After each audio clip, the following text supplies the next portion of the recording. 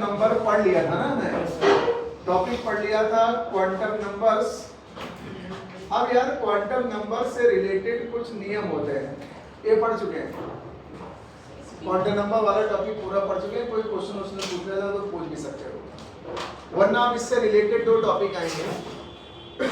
एक आएगा बेटा इसमें पॉलीज एक्सक्लूजन प्रिंसिपल, है ना, और दूसरा बेटा आएगा n+n रूल। अब हम क्या पढ़ने जा रहे हैं? Rules associated with quantum numbers. Quantum number से रिलेटेड जो नियम होते हैं उनके बारे में पढ़ने जा रहे हैं। तो यार क्वांटम नंबर से रिलेटेड पहला नियम क्या होता है? बहुत आसान है। पहला बेटा नियम होता है पॉलीज रूल। पहला नियम होता है पॉलीज एक्सक्लूजन प्रिंसिपल। क्या बोलते हैं? पॉलीज एक्सक्लूजन प्रिंसिपल, सिद्धांत। ये बेटा है पॉलीज एक्सक्लूजन प्रिंसिपल। क्या होता है जरा सुनो। पॉलीज के साथ ने क्या कहा था? इन्होंने कहा था देखो दो पॉइंट है। इसने पहला स्टेटमेंट बड़ा ये दिया कि एक ऑर्बिटल में दो से ज्यादा इलेक्ट्रॉन नहीं रह सकते। एक ऑर्बिटल में दो से ज्यादा इलेक्ट्रॉन नहीं पाए जा सकते। मतलब an orbital cannot contain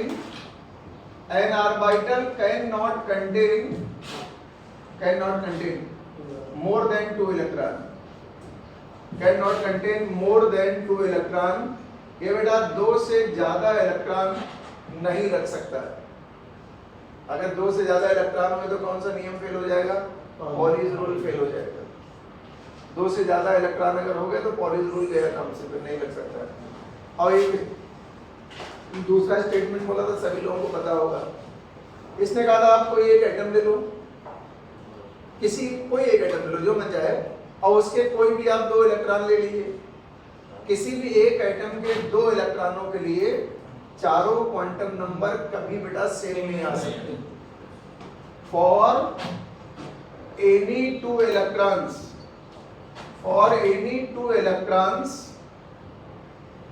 in an atom, all four quantum numbers cannot be identical। मतलब चारों क्वांटम नंबर वैसा सेम नहीं हो सकते। तो कितनी सेम हो सकती है? ज्यादा से ज्यादा 3 सेम हो सकती है। या हो सकता है कोई भी ना सेम हो सकता है चारों अलग हो सकता है दो सेम हो जाए, हो सकता है 3 क्वांटम नंबर सेम हो जाए। लेकिन ऐसा कभी नहीं होगा कि चारों क्वांटम नंबर सेम हो जाए। हम आपको प्रूफ करके दिखाते हैं। किसी भी एलिमेंट का नाम बोल सकते हो, किसी भी एलिमेंट का नाम बेटा बोल सकते हो। जैसे मान लिया हमने आपसे बेटा कहा कि आपके पास, चलो छोटा मोटा एलिमेंट ले लेते हैं। मान लिया आपसे कहा मैंने एल्युमिनियम है, 1s2 2s2 2p6 3s2 3p1। अब इनमें से जो बन जाए वो इलेक्ट्रॉन कोई दो ले लो। तो तुम्हारा कॉमन सेंस है, तुम क्या लेते हो? 1s2 में पहला और दूसरा इलेक्ट्रॉन मान के चल रहा हूं मैं। 2s2 में मान ले रहे हैं तीसरा और चौथा इलेक्ट्रॉन है। फिर नंबर 5 से नंबर 10 तक इलेक्ट्रॉन 2p6 में है। 3s2 में 11 और 12वां इलेक्ट्रॉन है। और 3p में भाई साहब 13th इलेक्ट्रॉन है। जो तुम्हें सबसे सुंदर लगे दो इलेक्ट्रॉन कोई नाम बोल दो। अभी कोई दो इलेक्ट्रॉन बोलो तो यार, तब तो हम प्रूफ करें कि सही कि गलत। खैर गलत हो ही नहीं सकता है। अब इनमें से कोई भी दो इलेक्ट्रॉन लो, नंबर बोलो 1 से 13 के बीच में कोई भी दो नंबर बोल दो।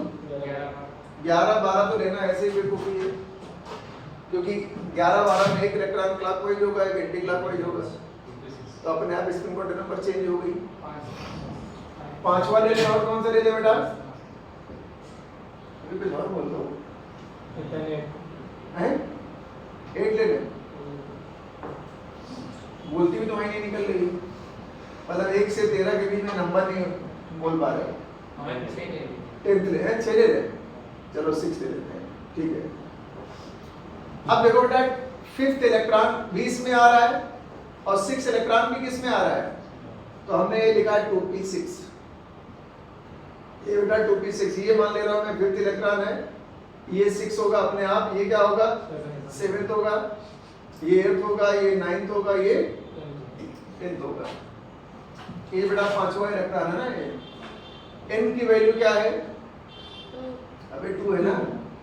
इलेक्ट्रॉन अगर p सबसेल में है तो l की वैल्यू 1, और l की वैल्यू 1 है तो m की वैल्यू यहाँ नहीं लिखी जाती है, m की वैल्यू ऑर्बिटल के ऊपर लिखी जाती है। अगर l की वैल्यू 1 है तो m की वैल्यू -1 0 +1 होगी कि नहीं होगी। इधर से आओगे तो -1 0 +1 लिख सकते हो, -1 0 +1 कोई भी एक, इन दोनों में से कोई भी लिख सकते हैं ना। अब मुझे बताओ बेटा 5वें इलेक्ट्रॉन के लिए m की वैल्यू क्या आई, +-1, या खाली +1 भी है -1 लिख सकते हो। s की और s की वैल्यू क्या आई, क्लॉकवाइज है ना, तो मान ले रहे हैं प्लस, क्लॉकवाइज दिखा रहे हैं ना, प्लस आप मान लिए। ये 5वें इलेक्ट्रॉन के लिए तुमने कहा 6 इलेक्ट्रॉन के लिए बताओ, इसके लिए n बराबर क्या आया 2, l इसके लिए भी क्या आएगा 1, m की वैल्यू क्या आ रही है ऊपर देखो 0, और s की वैल्यू इसके लिए क्या आ रही है प्लस, आपकी भी क्लॉकवाइज दिखा रखा है ना। कितनी क्वांटम नंबर सेम आई, 3 सेम आई, चौथी तो चेंज हो गई, कौन सी चेंज हो गई, m चेंज हो गया। ऐसा कभी हो ही नहीं सकता कि किसी एक एटम के 2 इलेक्ट्रॉनों के लिए चारों क्वांटम नंबर सेम आ जाए। अगर आई तो इसका मतलब पॉलीज रूल फेल हो गया, ऐसा कभी हुआ नहीं। पॉलीज रूल का कोई एक्सेप्शन भी नहीं होता है बेटा, कोई ऐसा और रूल के एक्सेप्शन, तो इसका कोई एक्सेप्शन नहीं, हर सब कहीं लगता है, तो ज्यादा दिमाग लगाने की जरूरत ही नहीं है इसमें। लेकिन जब सवाल आएगा तो थोड़ा होशियार रहना पड़ेगा।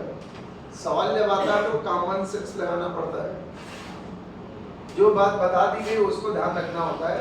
तुमने कहा सर हम छठा और 9वां इलेक्ट्रॉन लेंगे, तो 6 इलेक्ट्रॉन डायरेक्ट कैसा है बेटा क्लॉकवाइज, तो 9th अपने आप क्या है एंटी क्लॉकवाइज चेंज हो। तुमने कहा हम 5वां और 8वां लेंगे, तब भी स्पिन क्वांटम नंबर चेंज है। तुमने कहा हम 5वां और 7वां लेंगे, तब तो सही है, फंस जाओगे तुम। 5वां लेंगे तो इसके लिए -1 मानेंगे, 7वां लेंगे तो उसके लिए +1 मान लेंगे, फिर इधर से आएंगे तो इसके लिए -1 मान लेंगे, इसके लिए चेंज जरूर हो जाएगी। क्वांटम नंबर 2 इलेक्ट्रॉनों के कभी सेम नहीं हो सकते। कितनी सेम हो सकती हैं, 3। कितनी नहीं सेम हो सकती हैं, चारों। हो सकता है चारों ना सेम हो सकता है 1 सेम हो सकता है 2 सेम हो सकता है, लेकिन चौथी वाली क्वांटम नंबर चेंज जरूर हो जाएगी। बस यही बेटा पॉलीज एक्सक्लूजन प्रिंसिपल होता है, ज्यादा दिमाग लगाने की और जरूरत नहीं है। हाँ अच्छा, ये सवाल दिया तुमको, स्पिन क्वांटम नंबर की वैल्यू बेटा +12 -12 ही क्यों ली जाती है, उसका आंसर आगे छुपा हुआ। उसका आंसर है स्पिन मल्टीप्लिसिटी को बनाए रखने के लिए।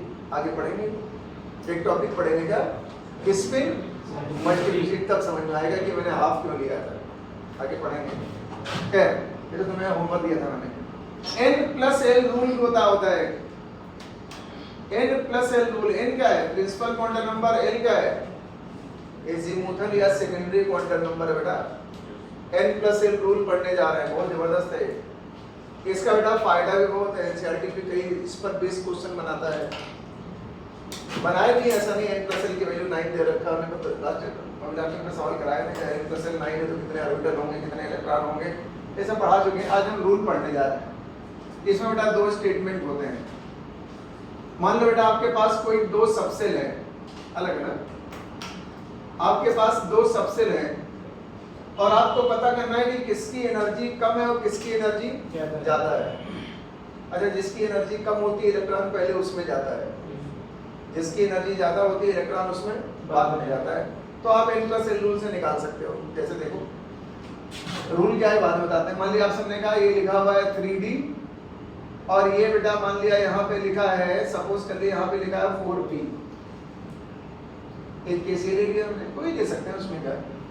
एक बार हमने ले लिया बेटा यहाँ पे 3d, और यहाँ ले लिया बेटा हमने 5s। आज के बाद कभी ये डाउट ही नहीं होगा किसकी एनर्जी कम होती है और किसकी एनर्जी ज्यादा होती है। सुनो 3d है ना, 3d में n की वैल्यू क्या है बताओ 3, और l की वैल्यू 2। अबे d सबसेल के लिए 2 होती भाई 5। यहाँ पे n की वैल्यू 4 और l की वैल्यू 1 5। यहाँ पे दोनों सबसेल के लिए n+l क्या आया, और इसमें n की वैल्यू बेटा 3 है, l की वैल्यू तो 2 है ना, 5 आया। यहाँ n की वैल्यू 5 है और s के लिए n की वैल्यू 0 होती है, 5 आया। ठीक है ना। इन दोनों केसेस में n प्लस l की वैल्यू क्या आ रही है, सेम आ रही है, तो एक नियम निकल आएगा। अगर n प्लस l की वैल्यू सेम आए तो बेटा उस ऑर्बिटल की एनर्जी कम होती है। अगर n प्लस l की वैल्यू सेम आई तो उस ऑर्बिटल की एनर्जी कम होती है जिसके लिए n की वैल्यू कम होगी।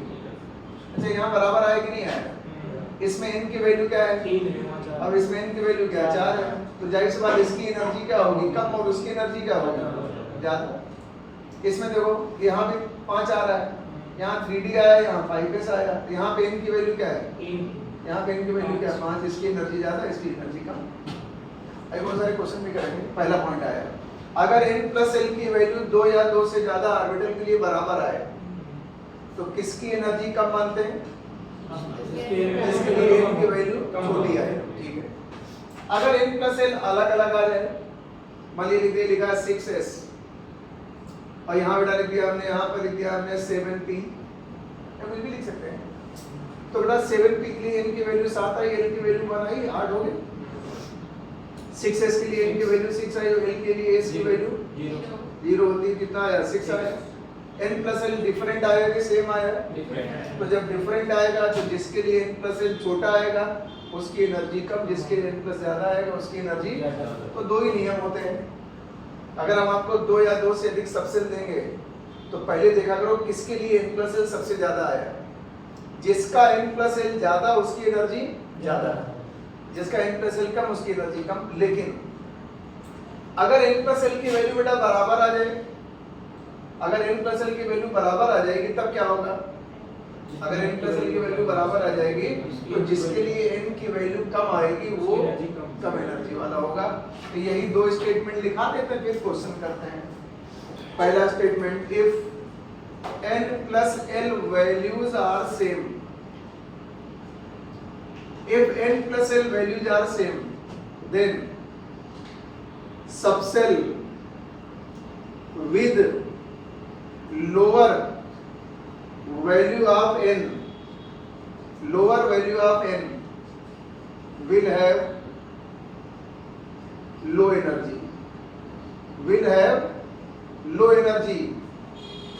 तो बेटा जिसके लिए n की वैल्यू कम होगी उसकी एनर्जी कम हो जाएगी, उसकी एनर्जी कम हो जाएगी। एक पॉइंट हो गया। और बेटा दूसरा पॉइंट मैं क्या ले रहा हूं, दूसरा पॉइंट यहां लिख देता हूं मैं, अगर n प्लस l डिफरेंट है, if n plus l values are different, n plus l values are different, then तो लोअर वैल्यू वाली की एनर्जी क्या होगी कम, हायर एनर्जी वाली क्या होगी, हायर वैल्यू वाली क्या हो जाएगी ज्यादा।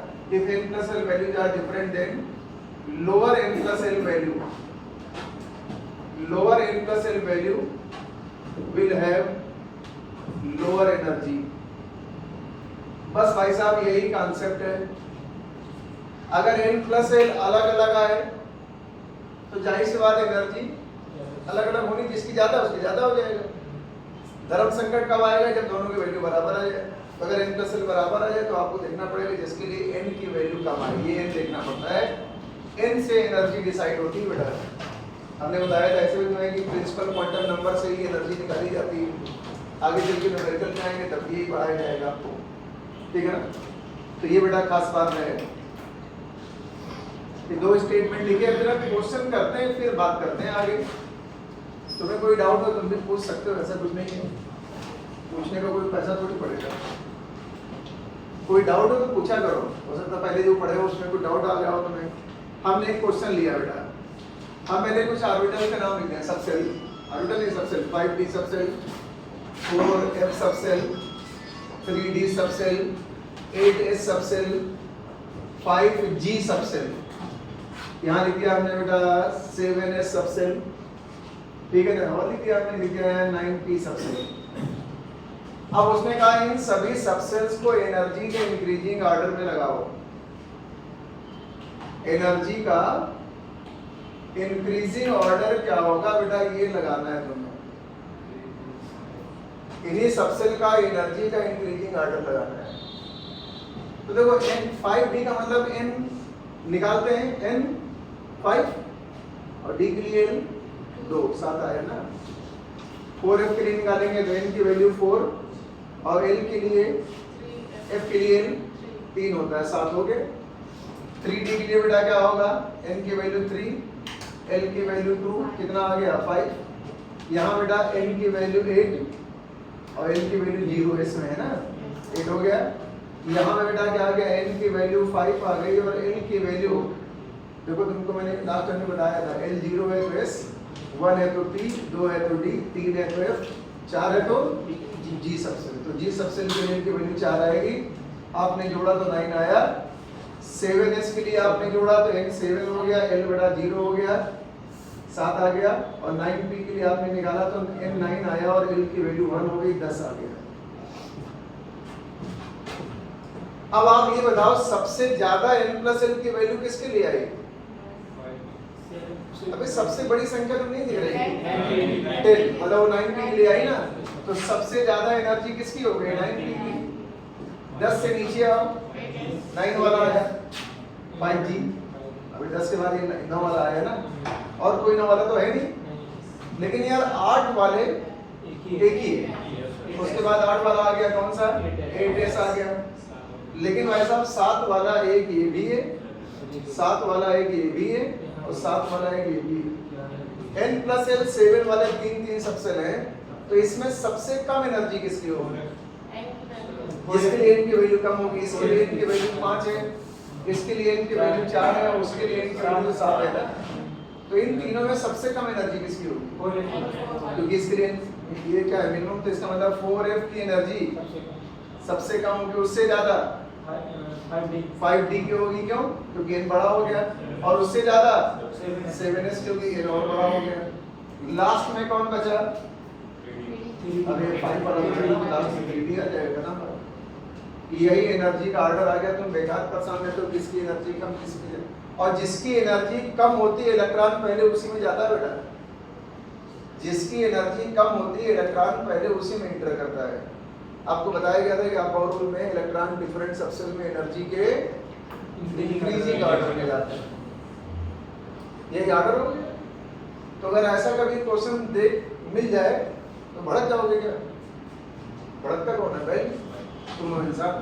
तो भड़कना थोड़ी होता है, जब आएगा तब देखा जाएगा, ऐसे कर लेना। लेकिन अगर तुम्हें कॉन्सेप्ट ही ना समझ में आए तो कहाँ कर ले जाओ। रूल पहले याद करो तब सवाल लगाओ तब आएगा।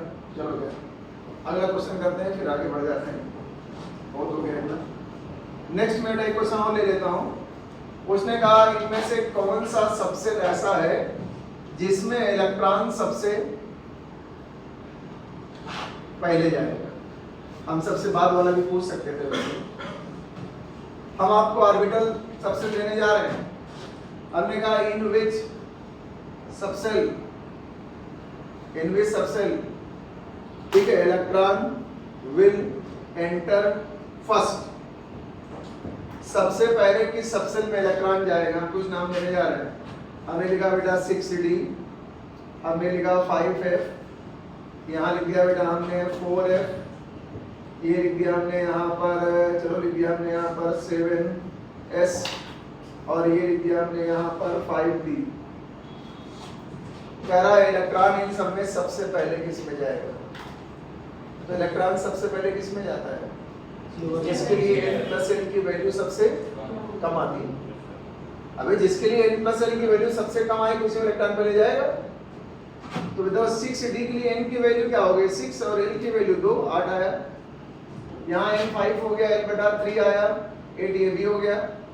N 4 आया, L 3 आया, 7 हो गया। N की वैल्यू 7 आई, L की वैल्यू 0 आई, 7 हो गया। और यहाँ N की वैल्यू 5 आई और L की वैल्यू 2 आई, 7 हो गया। अब मुझे बताओ, पहले ऑर्डर निकाल लेते हैं। सबसे ज्यादा एनर्जी किसकी होगी? 8 वाले 2 हैं बेटा, और 8 वाले में सबसे ज्यादा एनर्जी किसकी होगी? 6D की, क्योंकि N की वैल्यू ज्यादा है ना। फिर 5F हो जाएगा। और 7 वाले तो यार 3 है, तो 7 वाले में सबसे कम एनर्जी किसकी होगी? जिसके लिए N की वैल्यू कम होगी, सबसे कम होगी 4F की, उससे ज्यादा बेटा किसकी होगी? 5D की, उससे ज्यादा। अब मुझे बताओ, ये एनर्जी का ऑर्डर हुआ, इलेक्ट्रॉन सबसे पहले किस में जाएगा? आंसर क्या हो गया 4f। आंसर हो गया 4f। सबसे बाद में किस में जाएगा 60 में जाएगा। ये ऑर्डर होगा। इसका मतलब जिसके लिए n+l कम आएगा इलेक्ट्रॉन पहले उसी में जाएगा। और क्या है, क्यों? क्योंकि जिसके लिए n+l कम आता है उसकी एनर्जी कम होती है। यही कॉन्सेप्ट है और क्या। लेकिन n+l रूल बेटा कई बार फेल भी होता है। पॉलिस का कोई एक्सेप्शन नहीं, हुंड्स रूल का कोई एक्सेप्शन नहीं। आप बाउल रूल के हमने तुम्हें 17 एक्सेप्शन बताए थे, 17 एक्सेप्शन बताए थे, और n+l रूल का भी एक्सेप्शन होता है। तुमने कभी दिमाग नहीं लगाया, क्यों? सवाल कभी एग्जाम में आया नहीं। तो नए सवाल तो यार ऐसे ही बनाए जाते हैं। तो हम यहाँ लिखेंगे एक्सेप्शन ऑफ n+l रूल। एक दो बता दें, बाकी दिमाग में आप लगाना। n+l रूल का एक्सेप्शन मतलब जहां पर n+l रूल ना लग पा रहा हो, जैसा होना चाहिए वैसा ना होता हो। अब तुमको सबसे सुंदर एग्जांपल दिखाते हैं। ये बेटा लिखा हुआ है पैलेडियम। इसका एटॉमिक नंबर होता है 46। हमने यहाँ लिखा था क्रिप्टन कितना पूरा हो जाता है 36, 5s2 38, और फिर आता है बेटा 4d8। लेकिन हमने कहा था ये पैलेडियम का कन्फिगरेशन गलत है। पैलेडियम का सही कन्फिगरेशन बेटा होता है 5s0 4d10 होता है, यही सही होता है। अब मुझे बताओ बेटा पैलेडियम के लास्ट में दो सबसेल आ रहे हैं कि नहीं आ रहे हैं? एक 5s आ रहा है, एक 4d आ रहा है। 5s का मतलब n की वैल्यू 5 हुई, l की वैल्यू 0 हुई, कितना आया 5। n की वैल्यू क्या हुई यहाँ पर 4, l की वैल्यू क्या हुई 2, कितना आया 6 आया। अब मुझे बताओ नियम के हिसाब से इलेक्ट्रॉन पहले किस में जाना चाहिए था? अबे नियम के हिसाब से इलेक्ट्रॉन पहले किस में जाना चाहिए था? जिसमें लिए n की वैल्यू कम है, n+l की वैल्यू कम है। n+l की वैल्यू यहाँ 5 है, यहाँ क्या है 6। तुमको रूल लिखाया अभी मैंने, जिसके लिए n+l कम होता है इलेक्ट्रॉन पहले उसमें जाता है। तो जाना किस में चाहिए था 5s में, लेकिन इलेक्ट्रॉन गए किस में है? इसका मतलब n+l रूल फेल हो गया। n+l रूल बेटा फेल हो गया। लेकिन ये सब दिमाग एग्जाम में डायरेक्ट लगाना पड़ेगा तुम्हें। अगर मान लिया हम क्लास में तुम्हें ना भी बताए होते और एग्जाम में क्वेश्चन आता तो 4 ऑप्शन तो दिए होते, तो आप बना बना के देखते हैं किस में लागू हो रहा है किस में नहीं लागू हो रहा है। लास्ट के दो सबसेल देख लिया करो। ये लास्ट के बेटा जो दो सबसेल हैं इनमें n+l तो 5s के लिए कम आ रहा है और 4d के लिए ज्यादा आ रहा है। तो इलेक्ट्रॉन जाना चाहिए था 5s में, लेकिन गया कहाँ 4d में। n+l रूल फेल हो गया। और ये भी याद रखना पैलेडियम बाउल रूल का भी क्या था एक्सेप्शन था। अब हम एक स्टेटमेंट ले रहे हैं, अगर कोई एलिमेंट n+l रूल का एक्सेप्शन है तो पक्का है कि आप बाउल रूल का एक्सेप्शन जरूर होगा। अब इसमें आप बाउल रूल भी तो फेल हो गया था। इसका मतलब अगर आप बाउल रूल फेल हुआ तो जरूरी नहीं कि n+l रूल फेल हो, लेकिन अगर n+l रूल फेल हुआ तो पक्का आप बाउल रूल फेल हो गया होगा। एक नोट लिख लीजिए 500 रुपए का। नोट में आप लिखेंगे if n+l rule is violated, मतलब ना लगे, n+l rule is violated, then Aufbau rule is certainly violated. Aufbau rule is certainly violated. याद रखना, अगर n+l रूल फेल हुआ तो भाई साहब आप बाउल रूल भी पक्का फेल होगा। लेकिन इसका उल्टी बात सही नहीं है। अगर आप बाउल रूल तो 17 जगह फेल होता है ना, लेकिन n+l रूल तो एक जगह फेल हुआ। तो इसका मतलब अगर आप बाउल रूल फेल होता है तो n+l रूल फेल होगा, ऐसा जरूरी नहीं है। लेकिन अगर n+l रूल फेल हुआ तो आप बाउल रूल पक्का फेल हो जाएगा। ये तो इससे पहले कभी तुमने ध्यान नहीं दिया था, पहली बार तो तुम्हारे इस पर ध्यान गया है। वरना लोग क्या था n+l रूल के बारे में बात ही नहीं करते थे। अब इस पे नामालूम बेस कितने क्वेश्चन बना सकता है वो। तो ये बेटा आपने इलेक्ट्रॉनिक कॉन्फ़िगरेशन के जो रूल्स थे, आप Aufbau rule, Pauli's rule, Hund's rule, n+l 4 rule थे, चारों आपने पढ़ ली। अब इस चैप्टर का थ्योरेटिकल पार्ट काफी कुछ समाप्त हो रहा है। अब भाई साहब इस चैप्टर का न्यूमेरिकल पार्ट स्टार्ट होने जा रहा है। अब इस चैप्टर का न्यूमेरिकल पार्ट स्टार्ट होने जा रहा है, और वो न्यूमेरिकल पार्ट ऐसा है कि फिजिक्स वाले भी पढ़ाते हैं वैसे। तो कुछ केमिस्ट्री के टीचर कहते हैं फिजिक्स वाले से पढ़ लेना, फिजिक्स वाले कहते हैं केमिस्ट्री वाले पढ़ा चुके होंगे, हाँ तो दोनों को छूट जाता है। हालांकि ज़्यादातर फिजिक्स वाले पढ़ाते हैं, ऐसा नहीं, मॉडर्न फिजिक्स में आता है ना सभी, मॉडर्न फिजिक्स थोड़ी आसान लगती है लोगों को, तो ज़्यादा लोग पढ़ते भी हैं और अच्छे खासे सवाल भी आ जाते हैं, जानते हो तो मॉडर्न फिजिक्स से 5-6 सवाल तो आजकल आते ही आते हैं, तो इसलिए मॉडर्न फिजिक्स में सब आता है, लेकिन हम अपने हिसाब से पढ़ेंगे, वो अपने हिसाब से पढ़ेंगे, कंसेप्ट होगा लगभग वही वैसे। अब हम इस चैप्टर का बेटा न्यूमेरिकल पार्ट स्टार्ट करते हैं। Numerical part of atomic structure, atomic structure का न्यूमेरिकल पार्ट। लास्ट में थ्योरी वाला पार्ट और भी आएगा, उसका नाम होगा Schrodinger wave equation. Numerical part of atomic structure, इसमें बेटा आज हम पहले जो पार्ट पढ़ने जा रहे हैं उसका नाम है dual nature of electron. Topic बेटा है डुअल नेचर ऑफ इलेक्ट्रॉन, इलेक्ट्रॉनों का डुअल नेचर। डुअल कब तक समझते हो? तुम तो समझते हो, तुम्हारे भी तो कई नेचर हैं, तुम्हारा जो बिहेवियर है वो एक थोड़ी है, अलग अलग जगह के हिसाब से अलग अलग तुम नेचर अपना शो करते हो।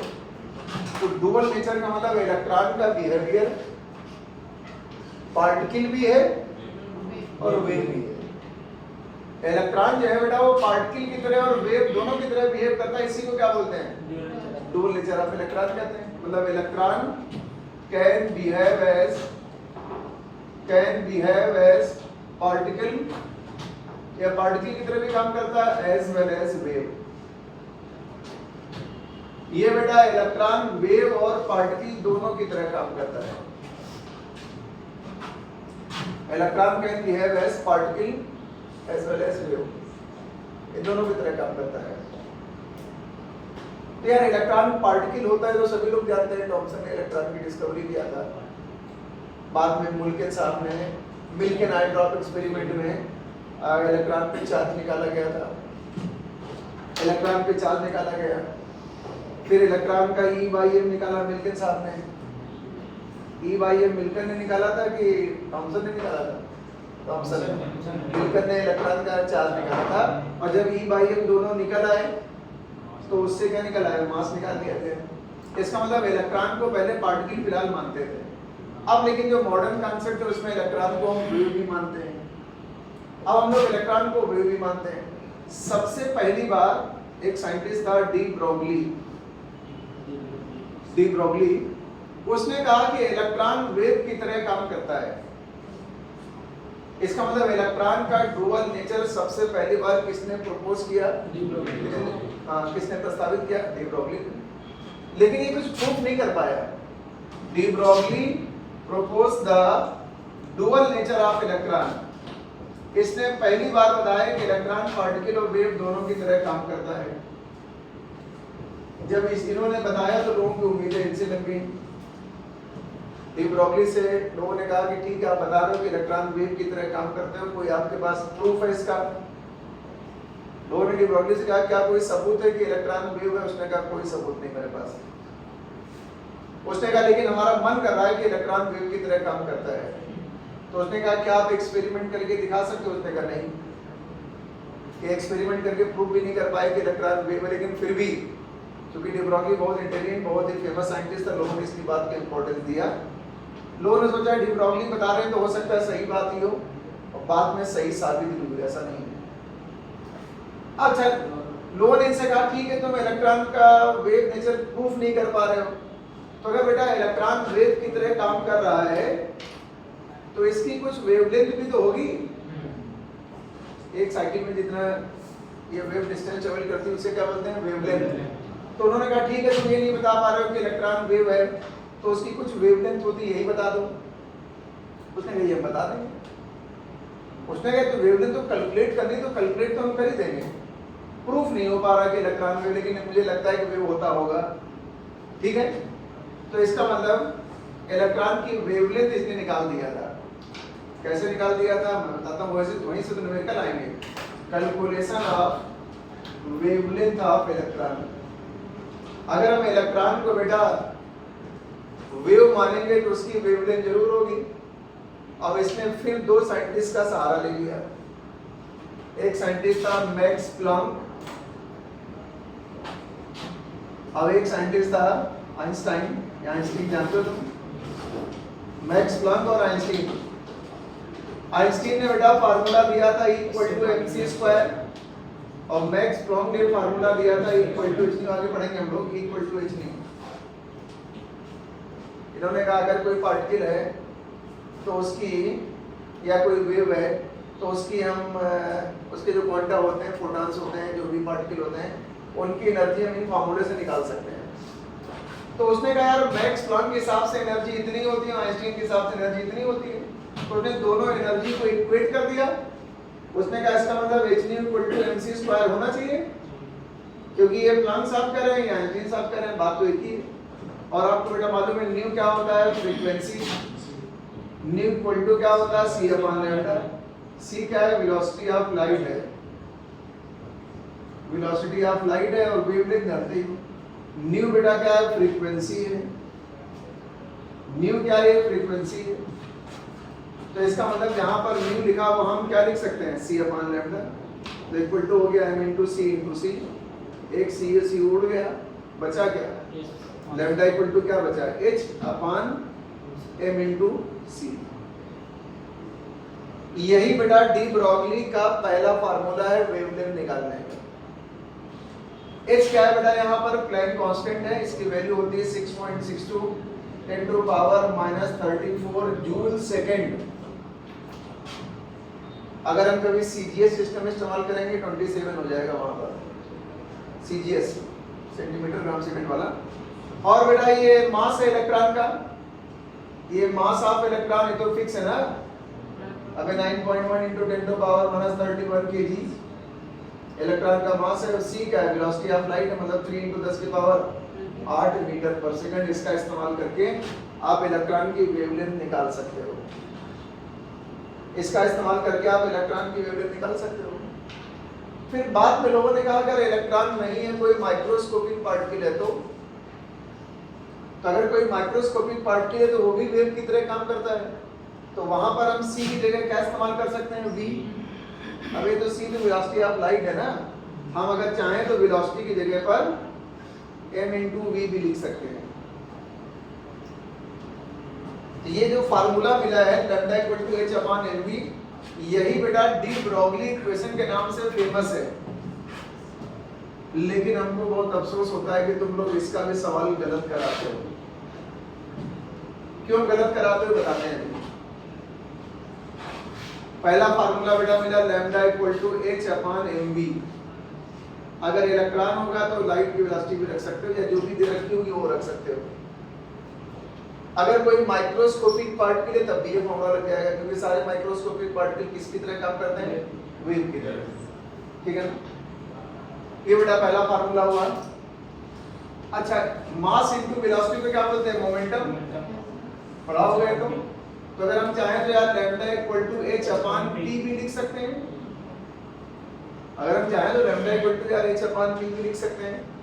पहला फार्मूला, दूसरा फार्मूला। मोमेंटम पूछे तो इससे निकाल सकते हो। ठीक है? वेलोसिटी वाला दी होगी तो वेवलेंथ इससे निकाल सकते हो। आप समझ रहे हैं? अब यहाँ पे थोड़ी इंटरेस्टिंग जानकारी आने जा रही है। अब जरा हम एनर्जी से रिलेशनशिप कुछ निकालने वाले हैं इसकी। मान लिया बेटा आपके पास कोई माइक्रोस्कोपिक पार्टिकल है जिसकी काइनेटिक एनर्जी है हाफ mv स्क्वायर। अबे होती है उसमें क्या? इसे माइक्रोस्कोपिक पार्टिकल की काइनेटिक एनर्जी क्या है? हाफ mv स्क्वायर है। तो v स्क्वायर इक्वल टू क्या हो जाएगा? 2 into kinetic energy upon m। हो जाएगा नहीं हो जाएगा? और आपको बेटा पता है यहाँ पे क्या लिखा हुआ है? Lambda equal to h upon m into v लिखा हुआ है ना। तो v की वैल्यू बेटा क्या हो जाएगी? Under root 2 into kinetic energy upon m। नहीं हो जाएगी? हम आप इस v की वैल्यू यहाँ ला के रख सकते हैं। अब ये जो वेलोसिटी आई है under root 2 kinetic energy upon m, वो ला के यहाँ रख सकते हैं ना। रख से लैम्डा इक्वल टू क्या हो जाएगा? h upon m। ये क्या है? 2 into kinetic energy upon m है। अगर हम चाहते हैं कि ये बाहर वाला m हट जाए, हम चाहते हैं बाहर वाला m हट जाए, तो तुम एक काम भी कर सकते हो बेटा, क्या? रूट m से ऊपर और रूट m से नीचे मल्टीप्लाई कर लो, तो ये रूट m और ये रूट m क्या हो जाएगा? रूट m का स्क्वायर, और रूट m के स्क्वायर का मतलब m, m कैंसिल हो जाएगा, बचेगा क्या? Lambda equal to h upon under root 2m into kinetic energy. ये तीसरा फार्मूला है। आपको जब कभी काइनेटिक एनर्जी दी हो तो ये फार्मूला अप्लाई करना है, तीसरा फार्मूला आ गया। ज्यादा दिमाग मत लगाना, सीधे करना। h की वैल्यू तो दे रखी होगी ना, नहीं दी होगी तो आपको पता होनी चाहिए। पार्टिकल का मास चाहिए किलोग्राम में, तुम ग्राम में लगाते हो। पार्टिकल का जो मास चाहिए वो किलोग्राम में चाहिए, काइनेटिक एनर्जी जूल में दी होगी, और h जो है वो प्लैंक कांस्टेंट है, जूल सेकंड में दिया होगा। यूनिट उसकी वेवलेंथ आप निकालेंगे, मीटर में आएगी। वेवलेंथ निकाले तो मीटर में आएगी, और क्या? एक बड़ा ये भी फार्मूला है, लेकिन ये किसके लिए? किसी भी पार्टिकल के लिए, किसी भी पार्टिकल के लिए फार्मूला अप्लाई हो जाएगा, बस उसकी काइनेटिक एनर्जी का ध्यान रख देना बस। लेकिन भाई साहब एक चीज और बताने जा रहे हैं, नंबर 4। अगर आपके पास कोई पार्टिकल बेटा चार्ज है, कैसा पार्टिकल है? चार्ज पार्टिकल है, तो यार चार्ज पार्टिकल की जो पोटेंशियल एनर्जी होती है वो Q इंटू वी होती है। अच्छा मान लो ये हमने कहा कोई चार्ज पार्टिकल है, इस पे कोई चार्ज प्लस माइनस कुछ भी होगा, और ये मूवमेंट कर रहा है, तो मूवमेंट कर रहा है तो इसका मतलब इसमें काइनेटिक एनर्जी है, और तुमने एकदम से रोक दिया, तो वही काइनेटिक एनर्जी किसमें चेंज हो जाएगी? पोटेंशियल एनर्जी में। फिर चला दिया, मूवमेंट करा दिया, फिर पोटेंशियल एनर्जी। इसका मतलब हम काइनेटिक एनर्जी को पोटेंशियल एनर्जी के बराबर मान सकते हैं। अगर रोका पार्टिकल को, तो जो काइनेटिक एनर्जी होगी वही किसमें चेंज हो रही है? पोटेंशियल एनर्जी में। और आपको शायद पता हो, अगर कोई चार्ज पार्टिकल है तो उसकी पोटेंशियल एनर्जी बेटा क्या होती है? Charge into potential. नहीं पता है तो याद कर लो, चार्ज का सिंबल क्या लेते हैं? Q, और पोटेंशियल का सिंबल होता है कैपिटल V। ये पोटेंशियल एनर्जी है, और ये पोटेंशियल एनर्जी किसके बराबर होती है? Kinetic energy. तो अगर हम चाहें तो एक फार्मूला ऐसे बना सकते हैं, lambda equal to h upon under root 2m into kinetic energy है कि नहीं है? अब हम काइनेटिक एनर्जी को हटा करके यहाँ क्या लिख सकते हैं? Q into V. अब चार्ज पार्टिकल है, लेकिन ये Q इंटू वी। चौथा फार्मूला आ गया।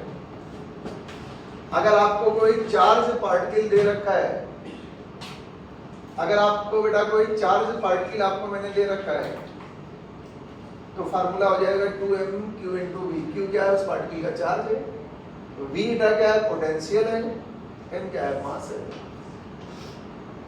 m क्या होता है? मास होता है।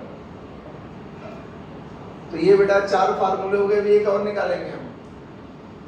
दुनिया में इसके अलावा डी ब्रोगली इक्वेशन पे सवाल आ नहीं सकता। आएगा तो इन्हीं में से थोड़ा घुमा फिरा के पलट के दे दिया होगा। नहीं आ सकता मेरे पास कोई, तो पूछना बाद में भी, पहले घुमा रहे हो। h upon mv, h upon p, h upon under root 2m kinetic energy, और काइनेटिक एनर्जी की जगह में चार्ज इनटू पोटेंशियल लिख दिया, क्योंकि हम मान के चल रहे हैं कि kinetic energy totally converted into potential energy, और पोटेंशियल एनर्जी का फार्मूला Q इंटू V होता है। याद कर लो आज के बाद, फिजिक्स पढ़ते थे कितना पता होना चाहिए। तो ये बेटा ये 4 फार्मूले हो गए, ठीक है। अब जरा सुनो, कुछ हम आपको डायरेक्ट फार्मूला भी बनाना चाह रहे हैं। एक हम आपको डायरेक्ट फार्मूला ही बेटा देना चाह रहे हैं। मान लो यार आपके पास कोई इलेक्ट्रॉन है, खाली इलेक्ट्रॉन की बात कर रहे हैं, क्योंकि ज्यादातर क्वेश्चन में इलेक्ट्रॉन दे देता है। तो इलेक्ट्रॉन का तुम्हें चार्ज पता है कितना होता है? इलेक्ट्रॉन का मास भी पता है, प्लैंक कांस्टेंट भी पता है। अगर हम वहाँ प्लैंक कांस्टेंट की वैल्यू लिख दें, मास लिख दें, इलेक्ट्रॉन का चार्ज लिख दें, तो खाली बचेगा क्या? V। तो इसका मतलब हम इलेक्ट्रॉन के लिए तो मैं एक डायरेक्ट फॉर्मूला दे रहा हूँ बेटा, 12.24 डिवाइडेड बाई रूट V। ये V क्या है? अरे पोटेंशियल है। हाँ, ये डायरेक्ट फॉर्मूला है। तुम कहोगे हम डायरेक्ट नहीं करेंगे तो अपना टाइम वेस्ट करोगे। मान लिया आपको इलेक्ट्रॉन का पोटेंशियल दिया, तुम पोटेंशियल यहाँ रखो, H वैल्यू रखोगे, मास रखोगे, चार्ज रखोगे, इलेक्ट्रॉन का मल्टीप्लाई करोगे, रूट निकालोगे, घंटों लगा दोगे तुम, 10-15 मिनट लगा दोगे। उससे चाहे डायरेक्ट फॉर्मूला याद रखो, लेकिन ये वेवलेंथ एंगस्ट्रॉम में आती है। ये वेवलेंथ मीटर में नहीं आएगी, किस में आएगी? एंगस्ट्रॉम में आती है, याद रखना है। एक एंगस्ट्रॉम का मतलब तो पता ही होगा। तो इसका मतलब lambda equal to 12.24 upon root V. ये लेकिन किस पे अप्लाई होगा? इलेक्ट्रॉन। अब तुमने कहा सर ऐसे प्रोटॉन के लिए फार्मूला बना दो, ऐसे अल्फा पार्ट के लिए बना दो, बार बार सबके लिए कहाँ तक याद रखोगे? हालांकि सबके लिए होते हैं, अल्फा पार्ट के लिए करेंगे तो 0.101 हो जाएगा, प्रोटॉन करेंगे तो 0.286 हो जाता है। लेकिन तुम कितने फार्मूले याद करोगे? पहली बात तो ये है। तो जो ज्यादा आता है उसको याद किया जाता है। तो इलेक्ट्रॉन की वेवलेंथ अगर निकालेंगे तो बेटा यहाँ एंगस्ट्रॉम में करेंगे। चलो अच्छा बता ही देते हैं। अगर आपके पास प्रोटॉन है तो यहाँ बेटा लैम्डा इक्वल टू हो जाएगा 0.286 अपॉन रूट वी एंगस्ट्रॉम में। लेकिन तुम इलेक्ट्रॉन वाले पे ध्यान दो क्योंकि ज्यादातर वही पूछा जाता है। ठीक है, होशियार ये नहीं, डायरेक्ट फॉर्मूला तुमको बता दिया मैंने। लगे हाथ एनसीईआरटी के एक क्वेश्चन करते हैं। एनसीईआरटी के एक क्वेश्चन है, उसने कहा क्या, if an electron is accelerated, if an electron is accelerated by 1 kilovolt potential, calculate its wavelength in angstrom। चाहो तो मीटर में भी निकाल सकते हो, ऐसा क्या एंगस्ट्रॉम को बाद में मीटर में चेंज कर लेंगे, सेंटीमीटर में कर लेंगे, नैनोमीटर में कर लेंगे, जिसमें जाएगा उसमें कर लेंगे बाद में। उसने कहा 1 किलोवोल्ट का पोटेंशियल दिया गया इलेक्ट्रॉन को, उसका वेवलेंथ निकालना है। तो 1 किलो वोल्ट का मतलब क्या होता है बेटा? 1000 वोल्ट। अब 1 किलो तो जानते हो ना, हजार वोल्ट। 1 किलो वोल्ट का मतलब 1000 वोल्ट हो गया। अब क्या सवाल खत्म। फॉर्मूला तुमको डायरेक्ट बताया मैंने, 12.24 डिवाइडेड बाई अंडर रूट 1000। इसका मतलब क्या हुआ? 10 रूट 10 हो गए। अरे यार मतलब 100 × 10 कर लो ना, तो ये क्या हो जाएगा? 10 रूट 10। लैम्डा इक्वल टू हो जाएगा 12.24 डिवाइडेड बाई 10 रूट 10। बस यही आंसर है। चाहो तो वैल्यू रख के सॉल्व कर सकते हो एंगस्ट्रॉम में। डायरेक्ट आके तुम्हारा टाइम बहुत बच जाएगा, 10 सेकंड में तो तुम्हारा आंसर आ जाएगा। अब तुम इलेक्ट्रॉन का चार्ज रखते, मास रखते, सब रखते तो बहुत टाइम लगाते। तो उससे अच्छा कोई शॉर्टकट भी याद रखना चाहिए कंपटीशन के लिए। हाँ, स्कूल के एग्जाम हो, बोर्ड के एग्जाम हो तो भले आपको सब कर सकते हो ये लंबा, लेकिन कंपटीशन में तो टाइम बचा के चल रहा होता है ना। जो टाइम बचेगा वो किसी टफ सब्जेक्ट में काम आएगा, क्योंकि केमिस्ट्री तो आसान सब्जेक्ट है, इसमें जल्दी कर सकते हो, थोड़ा फिजिक्स में टाइम दे सकते हो फिर आप, है ना। तो 12.24 डिवाइडेड बाई 10 रूट 10 यही आंसर। लेकिन तुमको पता नहीं क्यों याद नहीं रहता सब ये। तो याद तभी हो पाता है जब तुम्हारे ऊपर बहुत दबाव होगा। जब तुम टेंशन में पड़ रहे होगे कि इस बार सिलेक्शन नहीं हुआ तो घर वाले भगा देंगे, इस बार हमारी जिंदगी तबाह हो जाएगी, मुझे बीए करना पड़ सकता है, बीएससी करना पड़ सकता है, बैंकिंग की तैयारी करना पड़ेगा। वो भी इतना आसान थोड़ी है, सरकारी नौकरी पाना आसान है क्या? तो सबसे आसान यही है, सबसे आसान जो तुम काम कर रहे हो यही है। ना कोई इंटरव्यू होना है इसमें, ना तुम्हारी खूबसूरती चेक करेंगे, ना तुम्हारी बोली चेक करेंगे कि तुम कितना अच्छा बोल पाते हो, कुछ नहीं। और किसी एग्जाम में जाओ कितना जुगाड़ चलेगा, इंटरव्यू को भगा दी जाओ वहीं से, कुछ नहीं, सीधे सीधे एग्जाम पास करो, नंबर लाओ, सीधे एडमिशन लो। तो दुनिया का सबसे आसान एग्जाम यही है। उससे अलावा चपरासी बनना भी इससे मुश्किल काम है, पाओगे नहीं नौकरी, ट्राई करके देख लो। एक से पीएचडी वाले यूनिवर्सिटी वाले तो फॉर्म भरते हैं आजकल, बेरोजगारी बहुत है ना। इसलिए सबसे आसान काम यही है, 4 सब्जेक्ट पढ़ लिए, 3 विषय पढ़ लिए, निकल जाओ पूरा, उसके बाद तो तुमने कुछ हो ही जाओगे। इसलिए लेकिन तुम याद नहीं करता, तुमसे पूछेंगे 2 दिन बाद बेटा इलेक्ट्रॉन की वेवलेंथ का मामला कहोगे, ये कब बता दिया आपने, काफी एक बार पढ़ के आएगा। तो ये बेटा इलेक्ट्रॉन की वेवलेंथ निकालने का फार्मूला भी हो गया। 4 फार्मूले हमने बता दिए। लेकिन यार एक बार 5वां टाइप का सवाल भी आ गया। अब वो 2018 में ही तो आया था, 1 साल पहले। मतलब क्या पूछा, जरा सुनो। अगर आपके पास बेटा कोई गैसियस मॉलिक्यूल है, और गैसियस मॉलिक्यूल एटम भी हो सकता है, हीलियम नियॉन आर्गन भी हो सकता है। अगर बेटा कोई गैसियस मॉलिक्यूल है तो समस्या आती है, और तुमसे टेम्परेचर देके अगर उसकी वेवलेंथ पूछ लिया, अभी चारों फॉर्मूले में टेम्परेचर नहीं आया, अगर कहीं टेम्परेचर देके पूछ लिया तो बर्बाद हो। लेकिन वो गैसियस मॉलिक्यूल के लिए पूछेगा। गैसियस मॉलिक्यूल की कई तरह की वेलोसिटी होती है ना, एक वेलोसिटी आपने पढ़ा होगा VRMS, root mean square velocity. Gaseous molecule की वेलोसिटी VRMS से दी होगी, कोई भी दी हो से VRMS में मान के चलना है तुम्हें। अब सुनो जरा, टेम्परेचर के साथ रिलेशनशिप पूछेगा तो आपको बेटा एक चीज बता दें तुम्हें, आपने चीज पढ़ी थी काइनेटिक एनर्जी, कहाँ पढ़े होगे? काइनेटिक थ्योरी ऑफ गैसेस में, फिजिक्स में चैप्टर होता है ना KTG, kinetic theory of gases होता है ना, KTG, शॉर्ट में KTG बोलते हैं। तो उसमें आपने काइनेटिक एनर्जी, अगर कोई गैसियस मॉलिक्यूल है तो उसका एक बेटा फार्मूला ये भी होता है 3/2 kT। के क्या है? बोल्ट्जमैन कांस्टेंट, इसका वैल्यू तुम्हें दे रखा होगा। के बेटा क्या है? बोल्ट्जमैन कांस्टेंट है, ना भी दे रखा हो तो निकाल सकते हो। बोल्ट्जमैन कांस्टेंट है कि इसकी वैल्यू होती है R/N0। R क्या है? गैस कांस्टेंट है। N0 क्या है? एवोगैड्रो नंबर है। हालांकि तुम्हें दिया होगा, टेंशन नहीं पालना है। ये एवोगैड्रो नंबर है और ये गैस कांस्टेंट। इसका इस्तेमाल करके आप बोल्ट्जमैन कांस्टेंट चाहो तो निकाल भी सकते हो। और अभी बेटा आपने फार्मूला पढ़ा था लैम्डा =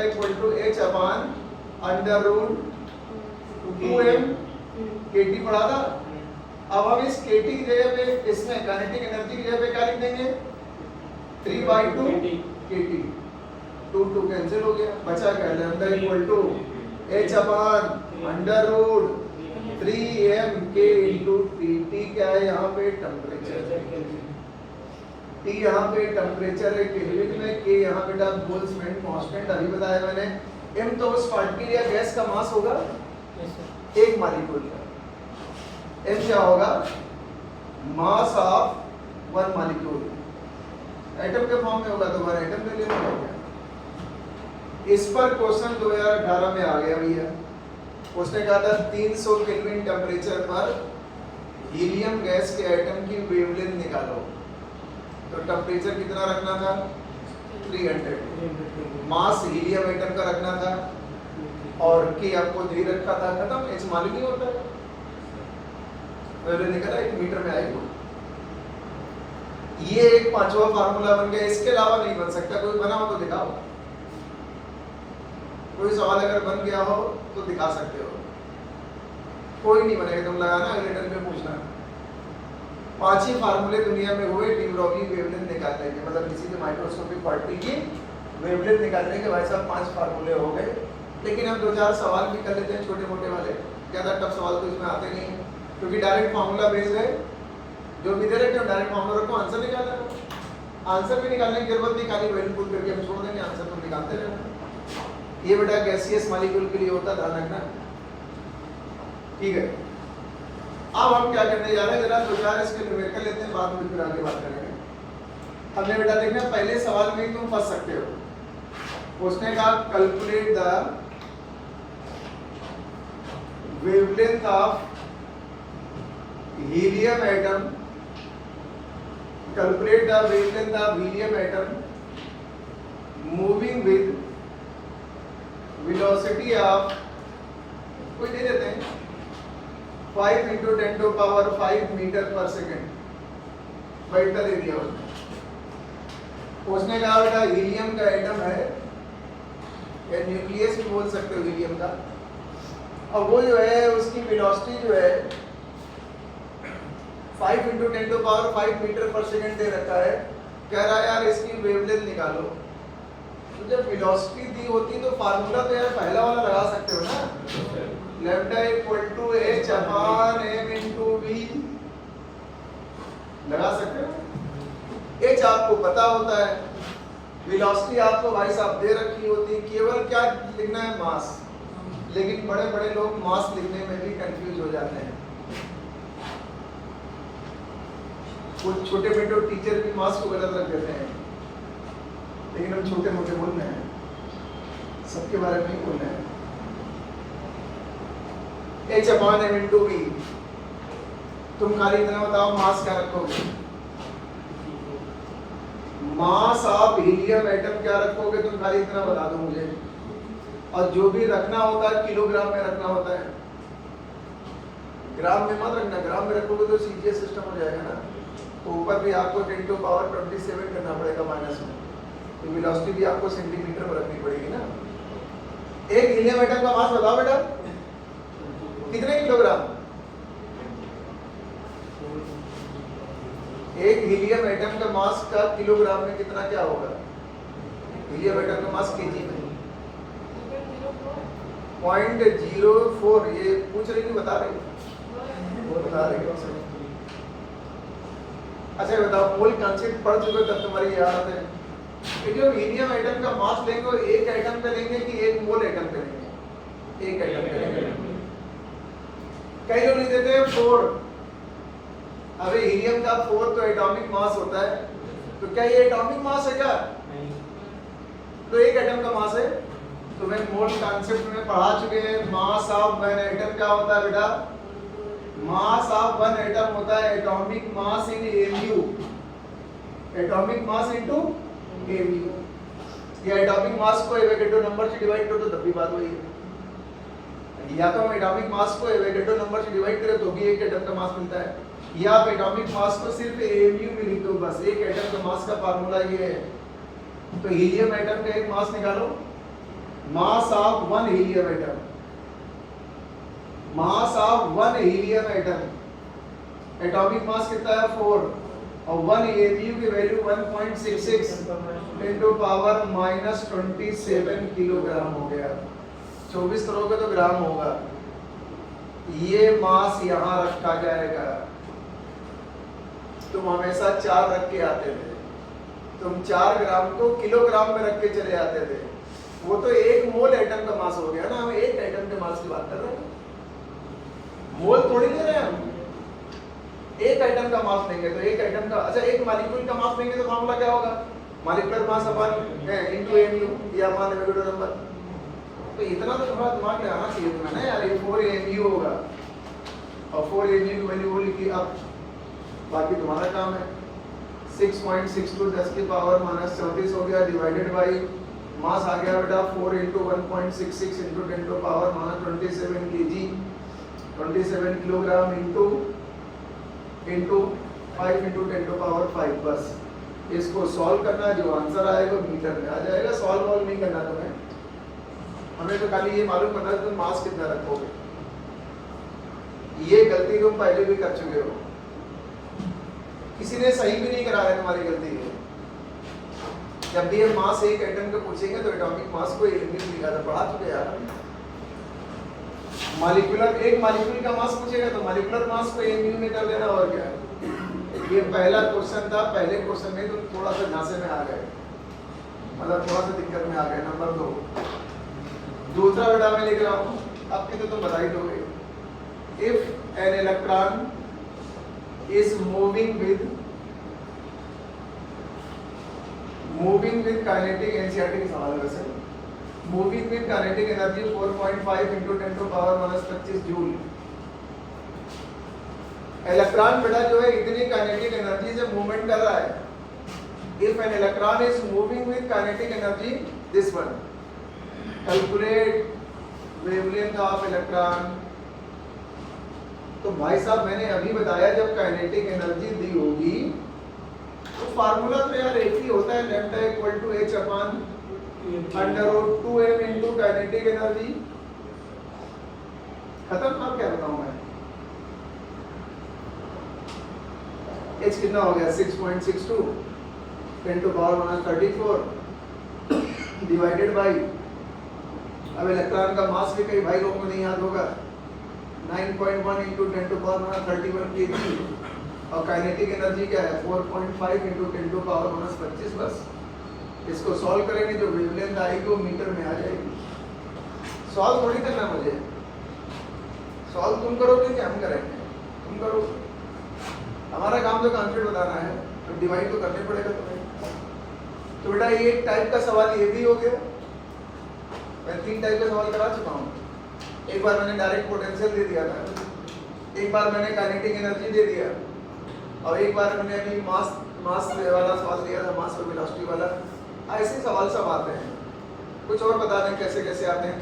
तुम ये सवाल सब पूछने आ जाते हो, तो फिर जाहिर सी बात है कि तुम्हारे ऊपर डाउट हो जाता मुझे कि तुम इतना आसान सवाल क्यों नहीं समझ पा रहे हो। जैसे कई बार ऐसे पूछेगा, अच्छा ये बताओ लैम्डा मास के क्या है बेटा? यूनिवर्सिटी। अभी लैम्डा इक्वल टू h/mv होता है ना, तो जिस पार्टिकल का मास ज्यादा होगा उसकी वेवलेंथ कम होगी। जिस पार्टिकल का मास ज्यादा होगा उसकी वेवलेंथ कम होगी, और अगर वेवलेंथ एक लिमिट से कम होगी तो तुम्हें वो चीज वेव की तरह ट्रेवल करते हुए दिखाई नहीं पड़ेगी। इसलिए आपसे पूछेगा क्रिकेट की बॉल है, एरोप्लेन है, ट्रेन है, तुम बाइक चला रहे हो, तो क्या वो वेव की तरह काम करेगी? क्यों नहीं काम करेगी? मास ज्यादा है, मास बहुत ज्यादा है तो उसकी वेवलेंथ बहुत कम होगी, और जब वेवलेंथ बहुत कम होगी तो वो चीज वेव की तरह आपको ट्रेवल करते हुए दिखाई थोड़ी पड़ेगी। ठीक है, ये तो खैर बच्चों वाला सवाल हो गया। लेकिन कई बार ऐसे पूछेगा, आपको कहेगा ये इलेक्ट्रॉन दिया हुआ है, तो ये भी सवाल पूछने आओगे। तुमसे कहेगा ये अल्फा पार्टिकल दिया हुआ है, ये इलेक्ट्रॉन दिया हुआ है, कहेगा ये अल्फा पार्टिकल दिया हुआ है, कहेगा ये प्रोटॉन दिया हुआ है, कहेगा इन तीनों की वेवलेंथ का ऑर्डर क्या होगा, डिक्रीजिंग या इंक्रीजिंग। तो इसका मतलब तीनों को क्या पता होना चाहिए? मास। मास पता होना चाहिए। अब मुझे बताओ जरा, इलेक्ट्रॉन का मास तो बच्चा जानता है, केजी। प्रोटॉन का मास भी आपको पता होना चाहिए, 10⁻27 केजी। अल्फा पार्टिकल का मास तुम्हें पता नहीं है, तो अल्फा पार्टिकल बेटा होता क्या? Helium nucleus. इस बार ये फिजिक्स में पेपर में आया था सवाल, याद करो। उसने पूछा था अल्फा पार्टिकल जो है उसमें कितने प्रोटॉन, कितने इलेक्ट्रॉन, कितने न्यूट्रॉन होते हैं। तो अल्फा पार्टिकल का मतलब हुआ हीलियम न्यूक्लियस। तो इलेक्ट्रॉन तो होने से रहा, न्यूक्लियस में इलेक्ट्रॉन कहाँ होता है यार? अल्फा पार्टिकल का मतलब होता है हीलियम न्यूक्लियस। तो 2 प्रोटॉन है, 4 से 2 गया, 2 ही क्या है? तो अल्फा पार्टिकल में 2 प्रोटॉन और 2 न्यूट्रॉन होते हैं, ऐसे बोल सकते हो। हीलियम न्यूक्लियस है ना ये, इलेक्ट्रॉन नहीं लेना था। इसी बार फिजिक्स में आया था सवाल ये। खैर केमिस्ट्री की बात कर रहे हैं। तो अल्फा पार्टिकल का बेटा मतलब हीलियम न्यूक्लियस हुआ, और हीलियम न्यूक्लियस का तो तुम्हें मास निकालना पड़ेगा। एक हीलियम एटम का मास क्या आता है? अभी लिखा था मैंने 4 AMU। एक हीलियम एटम का मास क्या था? हीलियम एटम बोलो या हीलियम न्यूक्लियस बोलो, बात लिखिए। 4 AMU था, मतलब 4 × 1.66 × 10⁻27 kg। अब अपने आप बता दो यार, सबसे कम मास किसका है? इलेक्ट्रॉन का है। सबसे कम मास इलेक्ट्रॉन का है, तो जाहिर सी बात इसकी वेवलेंथ क्या हो गई? सबसे ज्यादा हो गई। अब बताओ कौन आएगा? अल्फा पार्टिकल का मास इतना है, ये नंबर तो कॉमन है ना, ये नंबर कम है और ये नंबर ज्यादा है, इसका मतलब उसके बाद कौन आएगा? प्रोटॉन। सबसे कम किसका हो जाएगा? अबे जिसका मास ज्यादा उसकी वेवलेंथ। अब कितनी, ये तो रोहित तुमसे पूछ रहा है कितनी, ये तो तुमको निकालना पड़ेगा, लेकिन आटा तो बता सकते हो। इसलिए ऐसे बकवास सवाल जो है थोड़ा अपने आप दिमाग लगा के कुछ किया करो। कई बार बोलेगा 2 पार्टिकल है ए और बी, कहेगा एक की वेवलेंथ, एक का मोमेंटम दूसरे के मोमेंटम का आधा था, तो वेवलेंथ में रेशियो निकालो। तो बकवास सवाल होते हैं, सुन लो ये भी। आप थोड़ा अपना भी कॉमन से लगाओ, सब कुछ टीचर तुम्हें सिखा देगा। उसने कहा 2 पार्टिकल है ए और बी, इसका मोमेंटम बी के मोमेंटम का हाफ है, इसका मोमेंटम जो है हाफ ऑफ बी है, किसका? ए का। मतलब बी का जितना भी मोमेंटम था उसका हाफ कितना है? ए का है। तो कह रहा है वेवलेंथ में रेशियो बताओ। अरे तो वेवलेंथ का फार्मूला क्या होता है? लैम्डा इक्वल टू क्या होता है यार? h/p होता है कि नहीं होता है? ए के लिए मान लो, ऐसे बी एटम की वेवलेंथ क्या मान लो? Lambda B. h/, यहाँ भी क्या हो जाएगा? bb हो जाएगा। अब ये मोमेंटम आप बी लिखा हुआ है, ये मोमेंटम आप ए लिखा है, वेवलेंथ आप भी डिवाइड कर लो। डिवाइड करने के बाद क्या आया? Lambda A upon lambda B equal to क्या आया? pb/p आया। अब मुझे बताओ pb को बी का मोमेंटम मान लो P है, तो ए का मोमेंटम कितना हो जाएगा? Half P। अबे आधा करना है ना, जितना भी बी का मोमेंटम उसका आधा किसका होगा? बस ये रेशियो क्या है? 2:1 आया। अरे यार ये 1 है, ये हाफ है, तो 1 और हाफ में रेशियो क्या आता है? 2:1। इसका मतलब इसमें रेशियो क्या आ जाएगा? 2:1 आ जाएगा। ये रेशियो और क्या? Lambda A upon lambda B equal to क्या हो गया? 1/1/2 हो गया, मतलब 2/1 हो गया। 2:1 रेशियो और बी आंसर। लेकिन बात ये है कि आपका दिमाग वहां काम करे, और दिमाग उसी का काम करता है जो खुद पढ़ता है। दिमाग उसका नहीं काम करता है जो पढ़ता ही नहीं है। हम ये नहीं कह रहे तुम्हारे पास दिमाग नहीं है, दिमाग तो तुम्हारा एक्स्ट्रा है, बहुत ज्यादा दिमाग तुम्हारे पास, लेकिन उसका इस्तेमाल तो करो। जो ज्यादा पढ़ता है उसका दिमाग वहाँ काम करता है, जो नहीं पढ़ता उसका दिमाग कैसे काम करेगा? तो इसलिए इसको आप पढ़ना पड़ेगा आपको। ये सब क्वेश्चन तो आ सकते हैं, फिर भी आपके पास कोई क्वेश्चन है तो अभी पूछ लो, अभी भी पूछ सकते हो। सुनो अच्छा, अभी तुम सवाल लेके घर पे आ जाओगे, ऐसे कहेगा, उसने कहा कैलकुलेट द, लिखना मत, wavelength of electron in third cell. उसने कहा थर्ड सेल के अंदर इलेक्ट्रॉन का वेवलेंथ क्या होगी? थर्ड सेल में इलेक्ट्रॉन की वेवलेंथ क्या होगी, ये बेटा तुम्हें निकालना है। तो इसके भी कई तरीके हैं। एक काम तो ये कर सकते हो कि इलेक्ट्रॉन की थर्ड सेल में क्या निकाल लें? वेलोसिटी। वेलोसिटी करने का फॉर्मूला बताएंगे आगे चल के भी। आप थर्ड सेल में इलेक्ट्रॉन की क्या निकाल लो? वेलोसिटी निकालने का फार्मूला होता है, आगे बताएंगे। 2.48 × 10⁻⁶ होता है। तो इलेक्ट्रॉन की वेलोसिटी का फार्मूला बताते हैं, उससे v आ जाएगा, बाकी तो तुम्हें पता ही है, h/mv। थर्ड सेल में वेलोसिटी निकाल के यहाँ रख देना, मास पता ही इलेक्ट्रॉन का, h पता ही, वेवलेंथ निकला है। दिमाग काम करना चाहिए बस। अब एक फार्मूला और भी है आपको बेटा पता है, नील्स बोर ने एक फार्मूला दिया था। नील्स बोर ने किसी भी इलेक्ट्रॉन का एंगुलर मोमेंटम किसी भी सेल में कितना बताया था? NH/2πs का मल्टीपल, यहाँ 2 3 4 कुछ भी रख सकते हो।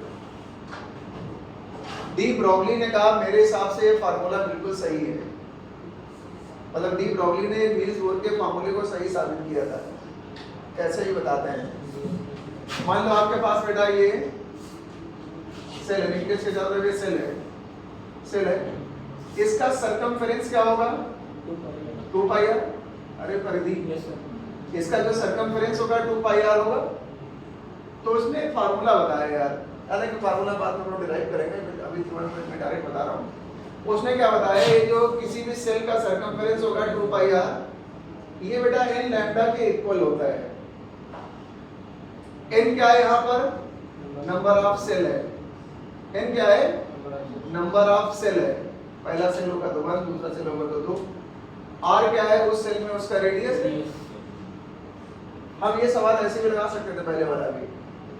उसने पूछा था वेवलेंथ बताओ, हमने कहा था किस सेल में? अबे थर्ड सेल में। तो थर्ड सेल के का मतलब n की वैल्यू यहाँ क्या रख देते हैं? 3 रख देते, और थर्ड सेल में रेडियस निकाल के रख देते हैं। रेडियस का फॉर्मूला होता है, रेडियस रख देते, यहाँ 3 रख देते, वेवलेंथ अपने आप आ जाता है। इसका मतलब लैम्डा इक्वल टू क्या हो जाएगा? 2πr/n। n दिया था तुमको मैंने 3, r नहीं दिया था तो r अपने आप निकालना पड़ेगा। अबे थर्ड सेल में रेडियस निकालने का फॉर्मूला होता है 0.53 n² होता है, तो बता देंगे उससे निकल आएगा। ये ब्रह्मास्त्र है, इस पे तुम्हारा दिमाग कभी नहीं जाता है। एक बार उसने क्या किया, सरकमफेरेंस दे दिया, ये पूरा सरकमफेरेंस दे दिया, 2πr की पूरी वैल्यू दे दिया, और उसने कहा इलेक्ट्रॉन की वेवलेंथ निकालो, सेल का नंबर दे दिया। तो इनकी वैल्यू रखनी थी, 2πr पूरा रखना था, क्या निकल आता है? लैम्डा निकल आता है। ऐसे भी सवाल आते हैं बेटा। तो ये फार्मूला भी बड़ा इंपॉर्टेंट है, 2πr = n लैम्डा। अभी 1 मिनट रुको। 2πr = लिखा हमने n, लैम्डा की वैल्यू डी ब्रॉगली ने क्या बताई थी? h/mv बताई थी, रख दिया मैंने। mv और r इधर ले आओ तो क्या हो गया? इक्वल टू NH/2π हो गया। किसने कहा था? नील्स बोर ने। तो नील्स बोर के फॉर्मूले से चाहो तो ये बना लो, और चाहे इससे क्या बना लो? नील्स बोर का फॉर्मूला बना लो, एंगुलर मोमेंटम निकालने के बाद देखिए। तो ये फार्मूला भी इंपॉर्टेंट है, 2 pi r equal to n lambda. कई बार बेटा ऐसे सवाल पूछता है, आपसे कहेगा नंबर ऑफ, छोड़ेंगे कुछ नहीं है, number of waves in given cell, सबका प्रूफ है, आगे चल के सब प्रूफ करेंगे धीमे धीमे, जरूरत पड़ेगी तो करेंगे। Number of waves in given cell, मान लिया आपको कोई सेल दे रखा, third cell, fourth cell, fifth cell, और उसमें बेटा तुम्हें वेव्स का नंबर निकालना है, तो उसका फार्मूला होता है n। n का मतलब क्या है? Number of cell. उसने कहा तीसरी सेल में कितनी इलेक्ट्रॉन वेव होंगी, अभी तो 3, n की वैल्यू 3 ही तो होगी। दूसरी सेल में कितनी इलेक्ट्रॉन वेव होंगी, 2। चौथी सेल में इलेक्ट्रॉन वेव कितनी होंगी, 4। अबे n का मतलब नंबर ऑफ सेल है ना, तो आप इलेक्ट्रॉन की वेव्स कितनी होंगी ये भी निकाल सकते हो। कभी कभी आपको एक डिजाइन बना के देगा कि ऑर्बिट है, और ऐसे कुछ उनको थोड़ा बहुत ऐसे इस तरह के डिजाइन बना के देगा, तो ये डिजाइन नहीं है, बहुत खतरनाक चीज है। ऐसे बना के दे दिया, उसने पूछा कितनी इलेक्ट्रॉन वेव होंगी, तो 3। जितने ये तुम्हें क्या दिख रहे हैं, आउटग्रोथ, एक पार्ट बाहर ही आया, एक पार्ट बाहर ही आया, एक पार्ट बाहर ही आया, इसका मतलब इनकी वैल्यू क्या है, 3 है।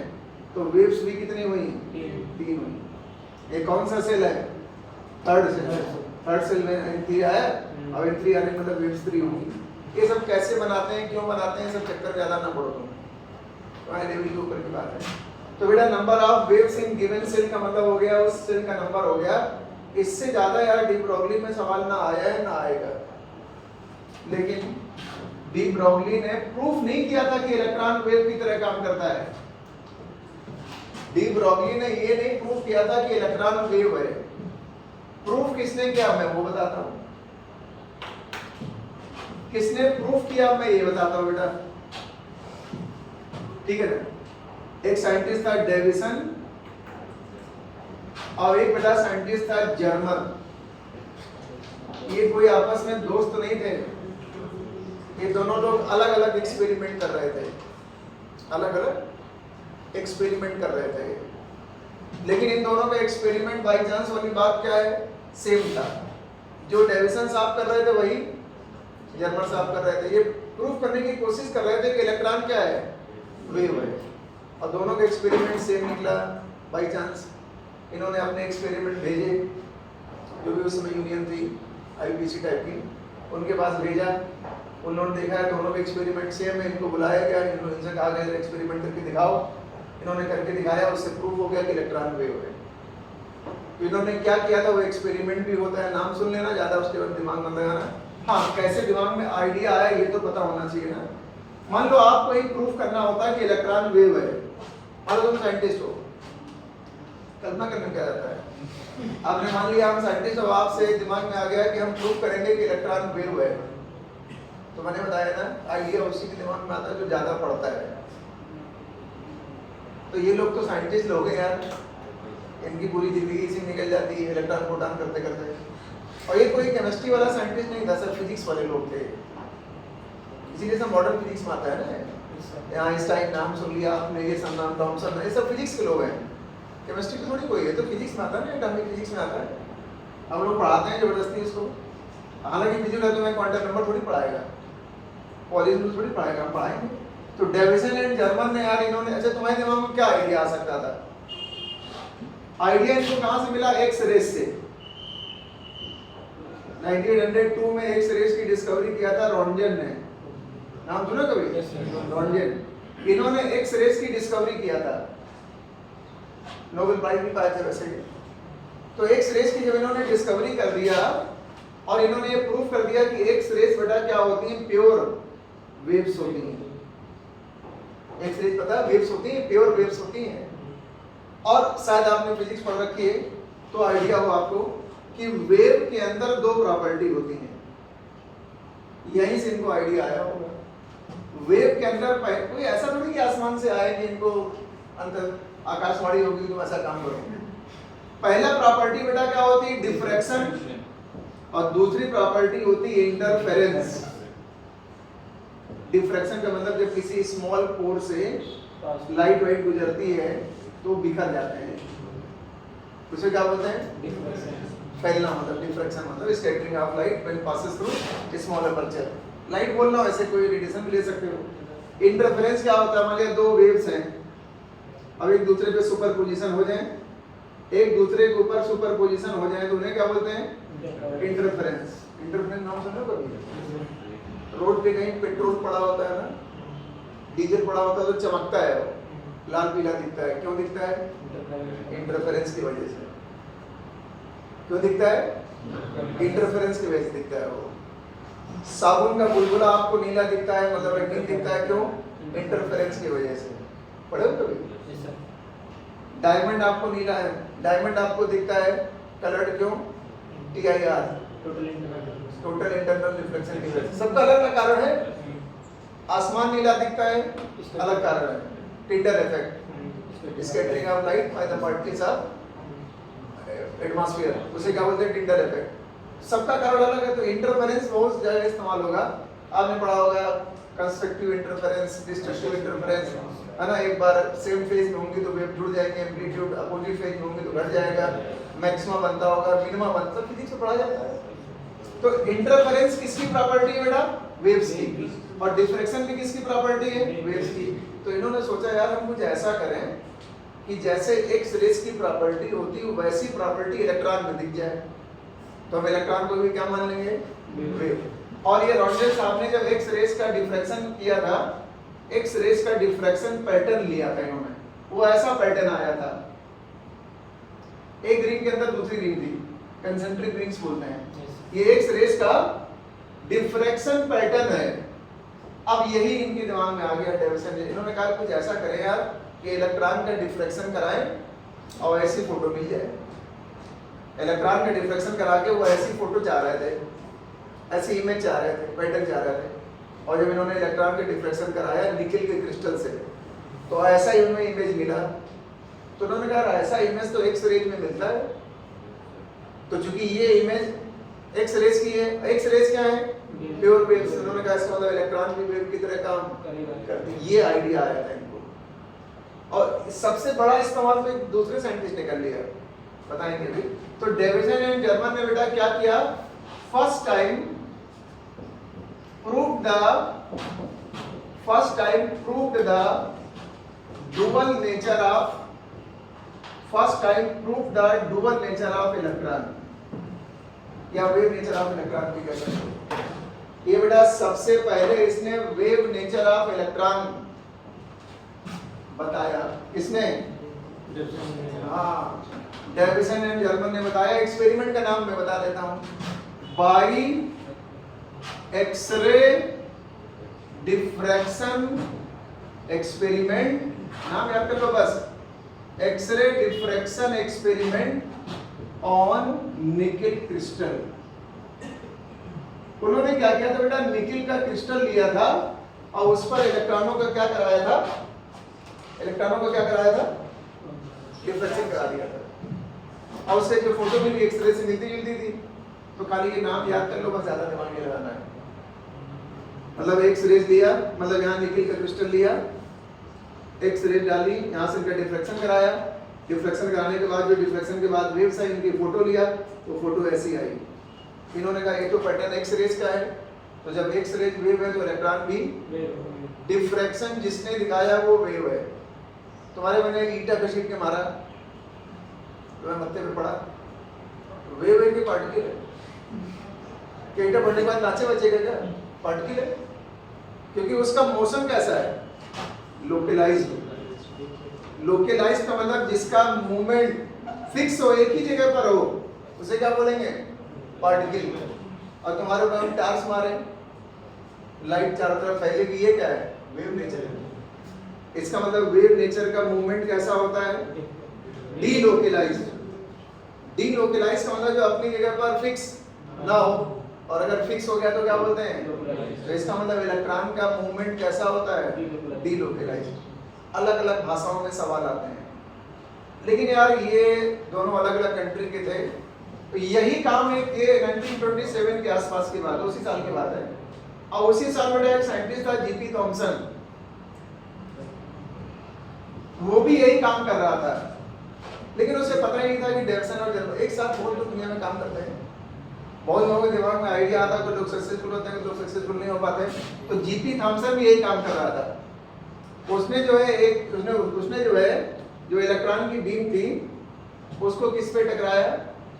गोल्ड के क्रिस्टल। इन्होंने कौन सा क्रिस्टल लिया था? निकल का। इसने किसने लिया था? गोल्ड का क्रिस्टल लिया था। और यही रियल इसने भी पाया। लेकिन 1928 में इसने भी आईपीएससी वालों के पास भेजा, कहा भाई हमने भी ये इलेक्ट्रॉन का वेव नेचर खोज लिया है। तो वहां से जवाब आया तो पहले खोजा जा चुका है, क्योंकि तुमसे पहले 2 लोग बता चुके हैं। तो इसलिए मेन क्रेडिट किसको दिया गया?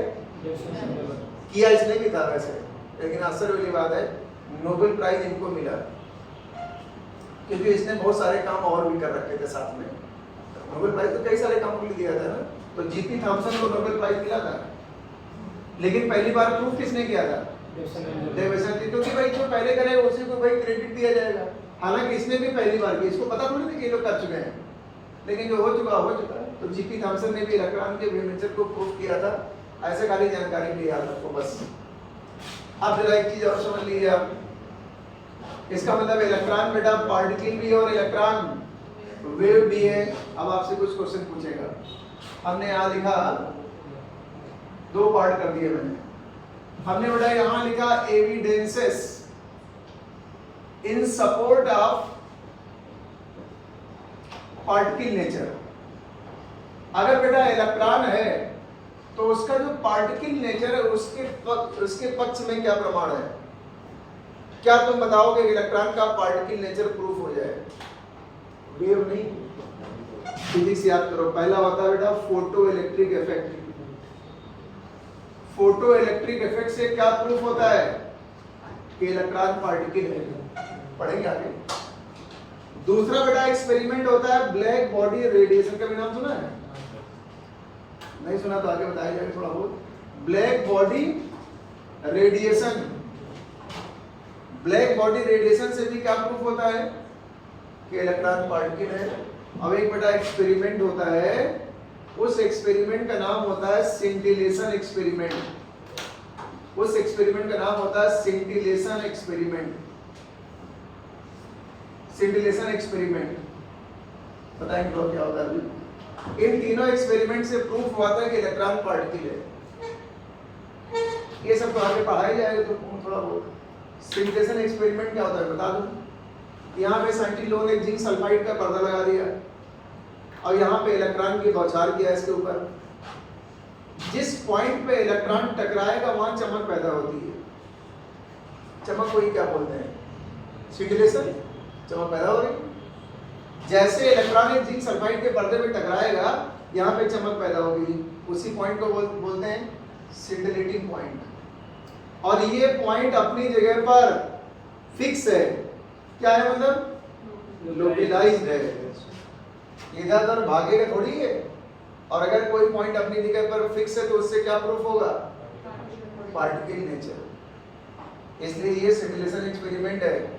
जिंक सल्फाइड के स्क्रीन पे जब इलेक्ट्रॉन को स्ट्राइक कराते हैं तो जो पॉइंट बनता है चमकीला, सिंटिलेटिंग पॉइंट बोलते हैं, और वो अपनी जगह पर फिक्स होता है। फिक्स का मतलब ये पार्टिकल है। और सुनो, evidences in support of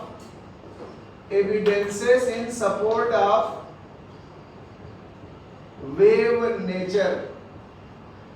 evidences in support of wave nature.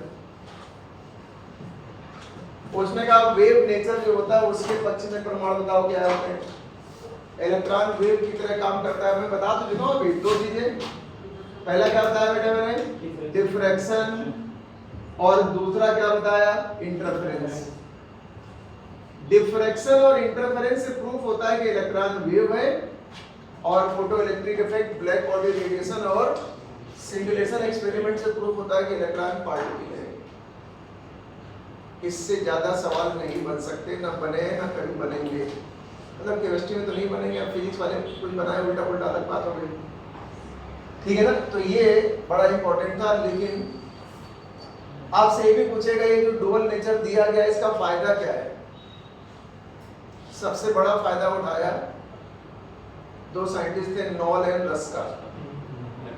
Electron microscope बनाया था। इलेक्ट्रॉन माइक्रोस्कोप किस पर बेस्ड होता है? इलेक्ट्रॉन के वेव नेचर पे।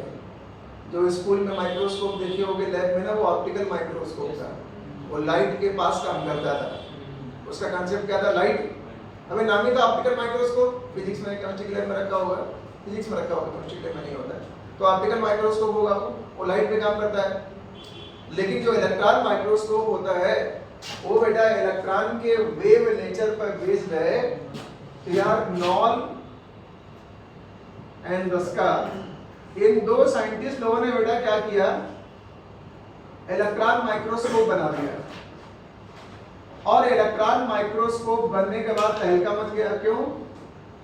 अभी जब इलेक्ट्रॉन माइक्रोस्कोप बन गया तो छोटी चीजों को भी बड़ा करके लोग देखने लगे।